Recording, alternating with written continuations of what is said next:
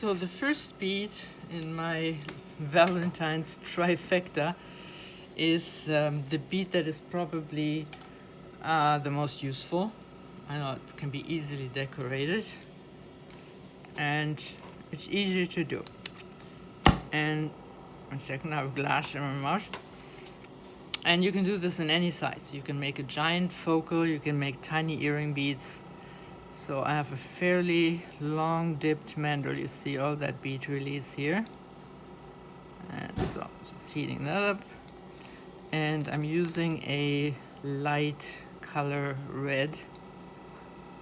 And it will look black when it's hot, so don't get confused by that. So I'm starting at the bottom, touching the glass, and I'm going to make 2 rounds because the glass on the bottom always has the tendency to move to the right. So if you start out with a little bit more, you'll have more left. So now we want to go thicker towards the right. That's where the top of the heart is. And there are 2 different ways of doing it, and I might show you both.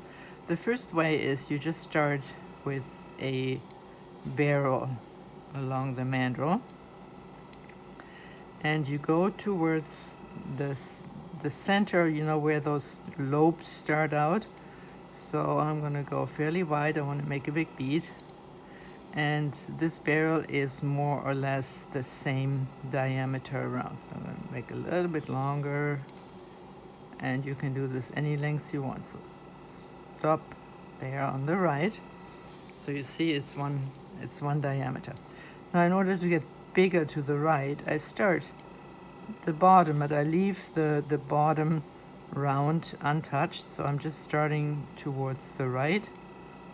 And I'm going to do the same thing. I'm trying to be, make just the barrel the same diameter towards the right. And I wish at this point I could kind of fast forward and go all the way to the top. And you can kind of see where this is going, right? So I have the same on the top. And just give some heat, especially the bottom, and then you start on the right even higher up, and you can make like 3 or 4 rounds, and they always go bigger towards the top, even though each round that you make is the same diameter. So if you want to make a fat bead, you just do this several times, always starting not as low as the bottom and go all the way to the top. Like this.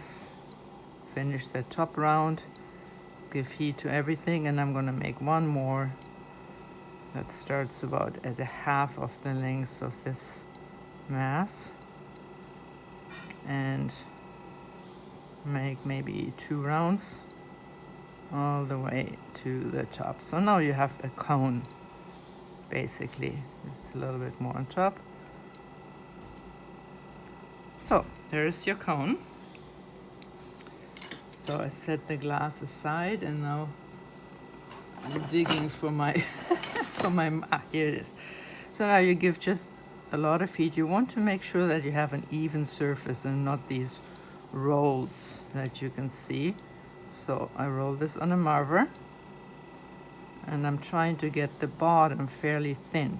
So start on the bottom there, and see these lines on top. Everything has to be smooth at this point.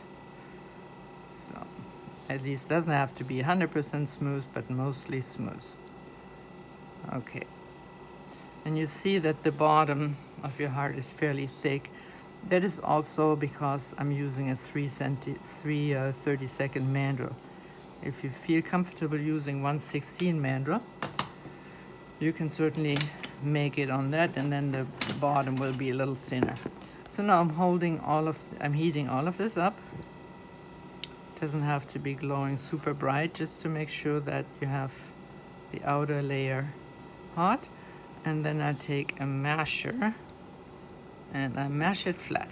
So you get this shape, and you see that you know, the top still has those ridges in there because I didn't take enough time to even that out. So the next step is going to be making those, I don't really know what they're called, lobes. Somebody mentioned that they're called lobes. So I'm heating quite a bit of that red glass, and then I start kind of halfway down and then pull the glass up. I pull it over the top and go back down on the other side. So I do this on both sides. And start down here, halfway down, pull it up, go over the top. Maybe give a little bit more heat in case your glass got too stiff at this point. So I heat that rod a little bit more and I push it down a little bit over halfway. So there's your beginning of the heart. It doesn't look very heart-like yet. So now I'm going to do the rest, and I'm making a nice juicy blob of the red and push it on the side fairly high up and melt it off. Make sure sometimes, you know, melt a big blob of glass, and when you pull it up, you pull like the majority of glass away with you. So you try to leave that big blob there. So you just stop a little bit when you attach it so it can settle in, and then put heat on the rod. Still doesn't look like a super nice heart, but now we're shaping it. The important thing is that you shape one side at a time, because if you turn this and you get both lobes hot at the same time, they will move in the same direction. So the lower one moves this way and the top one moves that way too. So you focus the heat on one part. So the point here is just make the glass fuse, and now I'm marvering the side of the bead. So I want to have a straight line from the bottom upwards, and then you just give heat on all the other glasses that you added later on. So you want to fuse them into the base, and I am totally focusing the heat on one side only. So you can just, you know, even this out a little bit. So that's the one side. That looks a lot more heart-shaped now. So that is cooled off, and you do the same thing on the other side. One side at a time. Bring this all to a glow. Watch the glass fuse into each other. And then again with the marver, I make a straight side like that. And you can even kind of push the glass a little bit to the front like that. And then we're heating the top of the lobe, and watch the glass fuse. And if you have this glass, this molten glass, if you hold it like this, it will move towards the mandrel. If you hold it like this, it moves away from the mandrel and you get a wider heart. So that is all up to you. And most of the time you don't get the exact same mass of the glass on both sides. So here you can see that there's more glass on the right than on the left. So I'll just add some more, and I add the extra glass to the top of the lobe. So just add a little bit more. It's not very hot, and burn it off. And now you're back to shaping this side, but you always compare what you have on the other side. So I'm giving the heat so that that extra blob that you just added fuses with the bead. Now you see the left one is shorter. See how the right one is higher up? What you can do is you can just give some heat on that, and then when you hold it upwards, the glass sinks down. And now this side is higher than the other. But you also have to do one thing. You have to point this bead at yourself. Let me see if I can do that with my plastic. And you want to see this view. And maybe if I hold it here, so you have that paper in the back. Yeah, you can't really see this, but if you do it, you will see that, you know, maybe one of the lobes hangs further out.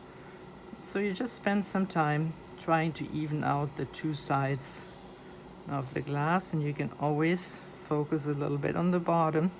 So push the glass closer to the mandrel at the bottom. And you can see if I turn the bottom, I'm not sure you see that, it's not even. See, this part here is higher up. So if you want to have a nice even bottom, you can take glass and you can add some glass to the bottom to make your bead more even down there. So add a little bit more down here and go to the other side.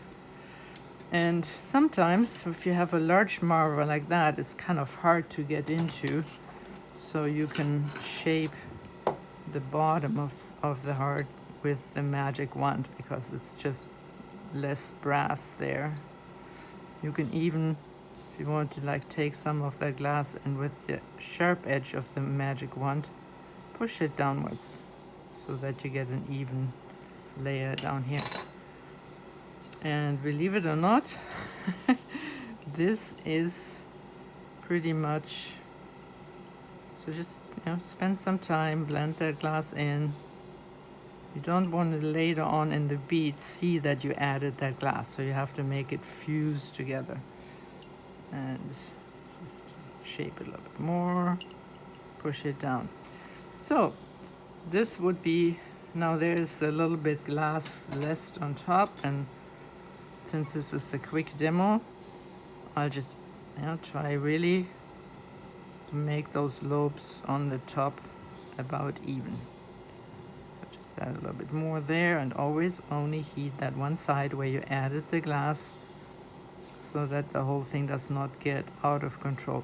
If you wanted to make your lobes longer, so you heat them to a bright glow and you hold your bead downwards, so all that glass will move towards the mandrel downwards and makes these lobes longer, like that. And if you wanted to have like a little bit of a crack in the middle, you know, you can add some heat to the center and go in with the magic wand and kind of, not hot enough, and kind of cut in a little groove. And this bead is really easy to decorate. You know, you can have stringer decoration around it, you can just add flowers, dots. So this is just your basic shape. And not perfect, but not bad. So that takes about 13 minutes to do. And this poor thing is gonna, I don't have my kiln on, so this is just gonna die.